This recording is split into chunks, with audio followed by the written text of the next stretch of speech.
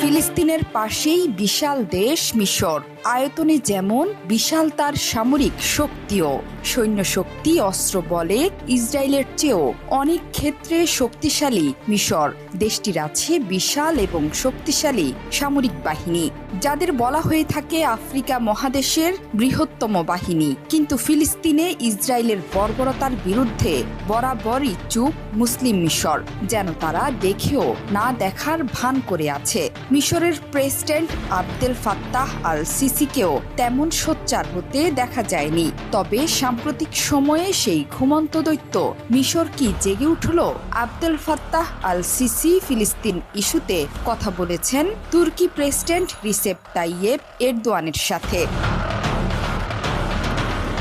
অন্যদিকে হঠাৎ করেই আলোচনায় এই মিশরীয় সামরিক বাহিনী। বৃহস্পতিবার নিরাপত্তা পরিস্থিতি পরিদর্শনে গাজা মিশর সীমান্তে আকস্মিক সফর করেছেন দেশটির সেনাপ্রধান লেফটেন্যান্ট জেনারেল আহমেদ ফাথি খলিফা। সেনাবাহিনীর মুখপাত্রের বরাত দিয়ে এই তথ্য জানিয়েছে দেশটির রাষ্ট্রীয় টেলিভিশন। পরিদর্শনের ভিডিওতে দেখা গেছে সীমান্ত এলাকা পরিদর্শনের পাশাপাশি রাফা সীমান্তের সামনে অবস্থানরত সেনা সদস্যদের সাথে কথা বলছেন সেনাপ্রধান। কিন্তু হঠাৎ কেন সীমান্ত এলাকায় মিশরীয় বাহিনীর প্রধান, এ নিয়ে চলছে জল্পনা কল্পনা।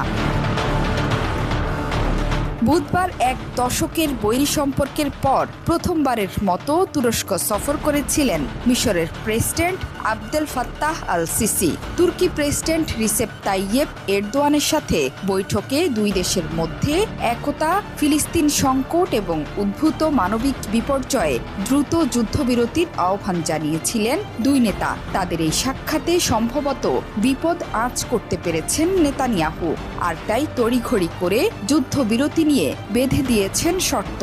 তিনি বলেন, গাজা মিশর সীমান্ত হামাসের লাইফলাইন হিসেবে ব্যবহার না করার গ্যারান্টি পেলেই কেবল একটি স্থায়ী যুদ্ধবিরতিতে সম্মত হবে ইসরায়েল। পাশাপাশি ইসরায়েলি বাহিনী মিশরের সীমান্ত বরাবর দক্ষিণ গাজার কৌশলগতভাবে গুরুত্বপূর্ণ ফিলাডেলফি করিডোর ছাড়বে না বলে আবারও জোর দিয়েছেন। জেরুজালেমে বিদেশি মিডিয়ার সাথে নেতানিয়াহু বলেন, তিনি ভবিষ্যতের স্থায়ী যুদ্ধবিরতি চুক্তির অংশ হিসেবে গাজা মিশর সীমান্তে ইসরায়েলি সেনাদের উপস্থিতির বিকল্প বিবেচনা করার জন্য উন্মুক্ত। কিন্তু তিনি এমন কিছুই ঘটতে দেখেননি।